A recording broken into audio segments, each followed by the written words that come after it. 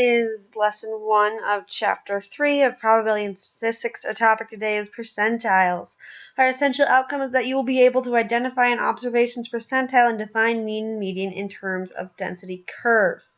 So, our first thing we're talking about today are density curves. Here I have a density curve. It is a smooth curve drawn through the top bars of a histogram. So in there you can kind of see this nice smooth curve that's drawn in on the tops of the bars of the histograms. That's the density curve. Alright? So, before we did density curves, we had some definitions for mean and median. And our old definitions were the average and the middle.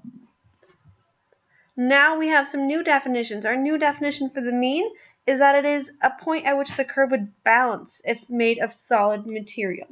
So you got to think about, okay, if this entire thing was a big piece of solid metal, where would it balance? And our new definition for the median is the point with half the area under the curve to its left and half to its right. Alright, so we don't need to turn to our textbook. Let's take a look at these graphs. Here I have 3 density curves. And so the first one is your typical density curve. And in your typical density curve, the mean is in the middle of your data. It's been averaged out, so it's right there. And your median is also in the middle of your data. So in a typical symmetric data, your mean and median would both be at point A. At point A. However, when you have data that is skewed, your mean and your median both shift. And your mean shifts the most. Your mean goes from being in the middle to being typically right where the C is. That's where your mean would go. Let me just change that to purple. Alright, so your mean shifts towards whichever direction it skews. The mean is the purple one at point C. And your median shifts as well, but it doesn't shift quite as far. It shifts usually to about right here where that B is. So that would be your median. Alright, so take a look at the graph C and see if you can predict where the mean and the median are going to be on those. If you guess that the mean is going to be at A, that more shifted point, you are correct. And if you guess that the median is going to be at B, you are correct. Alright, so they're both pulled towards that tail end over here, but the mean is pulled more. So, those are skewed data sets. Well, now we're going to talk about percentiles and where things lie in the density curve according to percentiles. So we talked about percentiles. The pth percentile of a distribution is the percent of observations equal to or below the value. So if you're in the 99th percentile in height, that means that 99% of people are the same height or shorter than you. So if you were in the 50th percentile for GPA, that means that 50% of students have the same GPA or lower GPA than you do. So what would it being in the 10th percentile for weight mean? Well, that would mean that 10% of people are the same weight or less than you. There you go. Okay, so here I have some data. It's height in inches, okay? And so we've got Brett. Brett is 74 inches tall, so this point all the way over here is going to represent Brett. And only 2 students in the class are taller than Brett. We see that in our graph.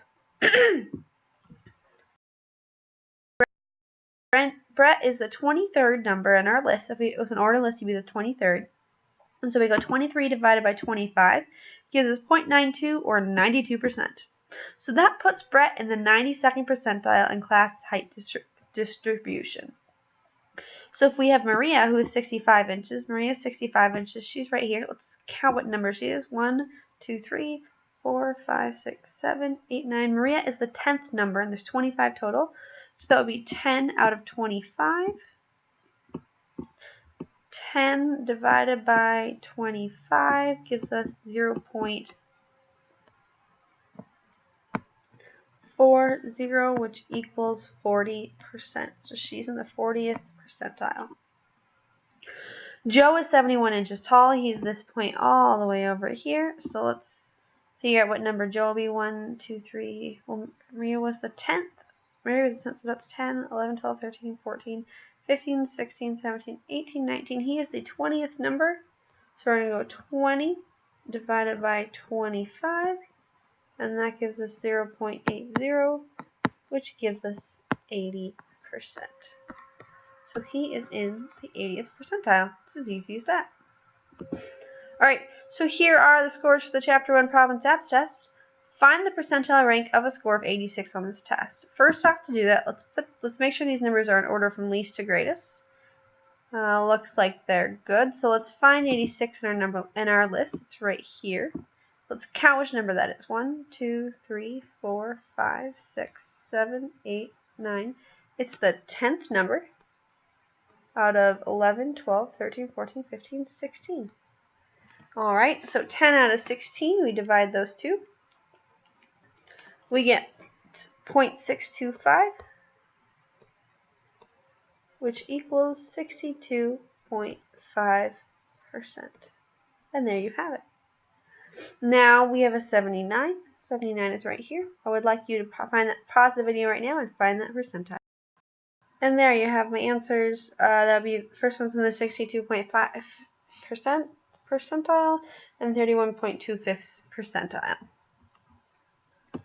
Alright, so we have this kid Zach, and he went to Rogers Senior High School, and he was in the 87th percentile for his class in terms of GPA, but when he transferred to Elk River, he's now in the 2nd percentile. Let's think about how this could happen.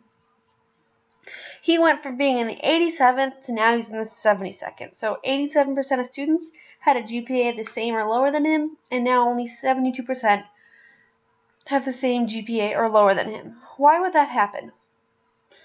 Well, let's think about who we're comparing.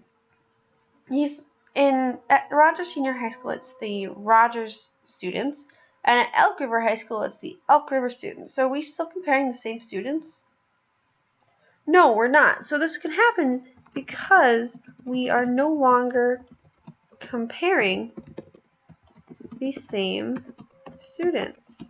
According to this, students at Elk River have a higher GPA average than Rogers students. So that's why it would change. Alright. I could also change, maybe his GPA went down or something like that. That could be another cause. So here we have a chart, and when you have a kid and you go in for their monthly checkups, they always tell you what percentile your child is in for height and weight. And so you can see down here it's the age, completed weeks or months. So this looks like the first 3 months, and then 4, 5, 6 months. So what percentile of a 3-month-old what's the percentile of a 3-month-old that weighs 11.2 pounds? Well, 3 months old, that will be this column right here. 11.2 pounds, that's going to be right about there. It's going to cross about right there. And so let's think about what percentile is this right here. Well, follow these bands across, these colored bands. It's in between the 15th and the 50th percentiles. So it's probably about halfway in between the two of those. So if we average those, we'll find out about where that is. It's probably about 32.5 percentile that baby would be. It's kind of a small baby then. Alright, so that is the end of percentile lessons. Write your summary and your questions. The essential outcome for today is that you will be able to identify an observation's percentile and define mean and median in terms of density curves. Thank you, and goodbye.